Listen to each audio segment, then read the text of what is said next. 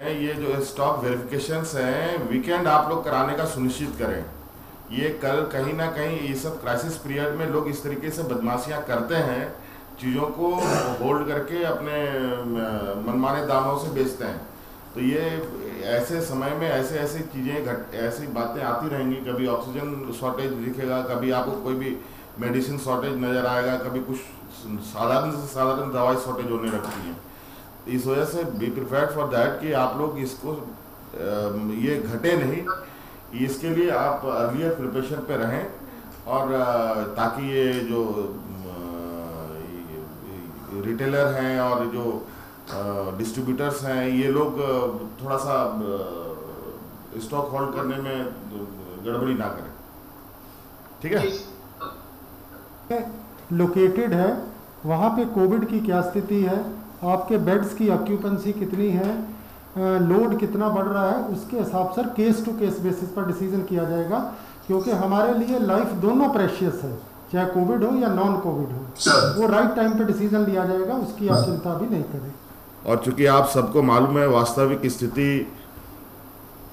जो कोविड-19 का है, कोरोना का संक्रमण है, यही एक मुख्य विषय है। आज विशेषकर यहाँ हमारे मेडिकल कॉलेज और अस्पतालों के वरीय डॉक्टरों से हमारी आज वीडियो कॉन्फ्रेंसिंग में आज के मुख्य विषय को लेकर मेरा जो चिंता है, चूँकि हम लोग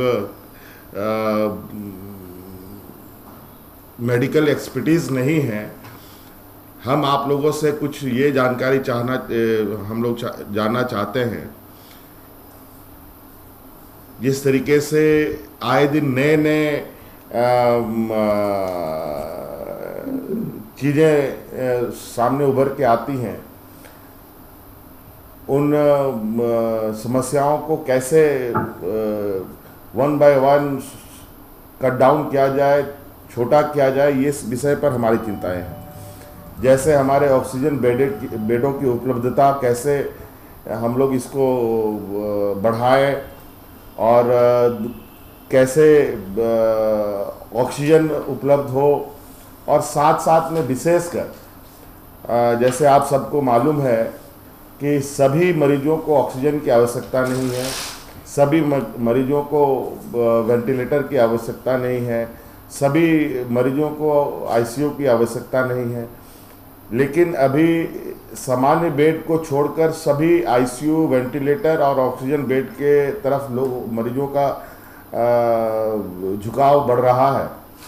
और स्थिति चाहे आप पूरे राज्य के अस्पतालों को कोविड के ये में हम तब्दील भी कर दें तो भी ये आपूर्ति पूरी नहीं हो सकती। ये एक बेहतर मैनेजमेंट के माध्यम से ही इसको एक सेपअप किया जा सकता है, लोगों को राहत दिया जा सकता है।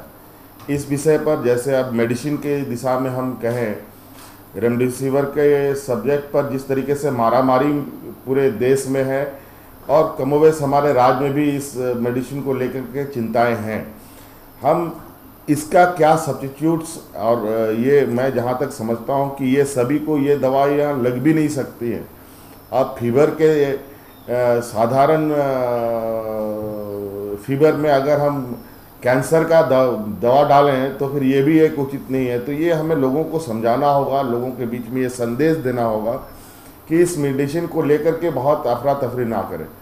और दूसरा कि जो साधारण बीमारियों, साधारण जो मेडिसिन है, आम जो वायरल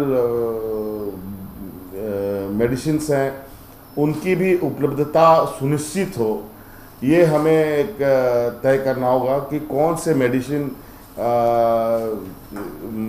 हमें इसके बिहाफ में हम यूज़ करें तो हम स्वस्थ हो सकते हैं या मरीज स्वस्थ हो सकता है। जैसे कि अभी पता चल रहा है कि हमारे राज्य में ऑक्सीमीटर अचानक शॉर्टेज कर गई है।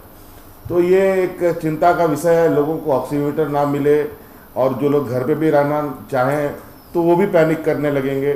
तो ये कैसे हम लोग लोगों को काउंसलिंग करें कि आप घर में भी रह करके अपने को स्वास्थ्य कर सकते हैं, आप अपने आप को ठीक कर सकते हैं, पूरे परिवार जनों को ठीक कर सकते हैं। आपातकाल, विशेष आपातकाल और साधारण, ये तीनों चीज़ों को एक अलग अलग नज़रिया से हमें लोगों को बताने की आवश्यकता है। नहीं तो थोड़ा सा किसी को साधारण फ्लू भी होता है, अगर वो 2-3 दिन तक वो चलता है, चौथे दिन चलता है, तो 5वां दिन उसके सर पे कोरोना का भूत सवार हो जाता है। ये लोगों के बीच में ना घुसे, लोगों के मन में भय ना हो, तो ये एक हमारा मूल विषय है। हालांकि हम लोगों ने तो अभी बहुत तेज़ी से चीज़ों को इस संक्रमण में बढ़ाने का, हर सुविधा को बढ़ाने का प्रयास हम लोग का निरंतर जारी है। तो अलग अलग अस्पतालों में अब चूँकि सब कुछ जगहों पर बहुत तेज़ी से लोगों को लगता है दूर दराज से कि लोगों को रिम्स में आने से ही ये स्वास्थ्य होंगे, तो ऐसा भी नहीं है। रिम्स की लोड इतनी हो जा रही है कि आज रिम्स में बहुत अफरा तफरी होती है।